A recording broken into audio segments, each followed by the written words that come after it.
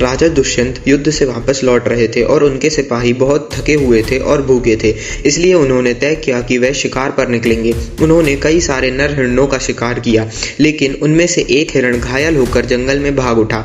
जब राजा दुष्यंत ने उस हिरण का पीछा किया तो उन्होंने देखा कि एक स्त्री उस हिरण को सहला रही है और यह हिरण शकुंतला का पालतू हिरण था।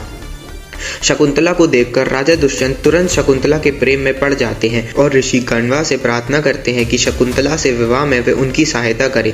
ऋषि कण्वा उनके विवाह करवा देते हैं, लेकिन राजा दुष्यंत इस वक्त शकुंतला को अपने साथ नहीं ले जा सकते थे, इसलिए उन्होंने अपनी अंगूठी शकुंतला को दे दी और कहा, मैं वापस लौट कर आऊंगा। वह अंगूठी साइज में बड़ी थी, इसलिए वह शकुंतला के हाथ में पूर्ण रूप से बैठ नहीं रही थी। शकुंतला नवविवाहित स्त्री थी और अपने पति के विचारों के अंदर खोई हुई थी। राजा दुष्यंत वापस अपने राज को लौट चुके थे। इस समय के अंदर ऋषि दुर्वासा ऋषि कण्वा के साथ मिलने के लिए आए। ऋषि दुर्वासा ने शकुंतला को पुकारा, लेकिन शकुंतला अपने पति के विचारों के अंदर खोई हुई थी। यह देखकर ऋषि दुर्वासा को बहुत क्रोध आया और उन्होंने कहा, जिसके विचार में तू खोई हुई है वह तुझे संपूर्ण रूप से भूल जाएगा। इस श्राप को सुनते ही शकुंतला होश में आई और चरणों में गिरकर शकुंतला ने ऋषि दुर्वासा से माफी मांगी।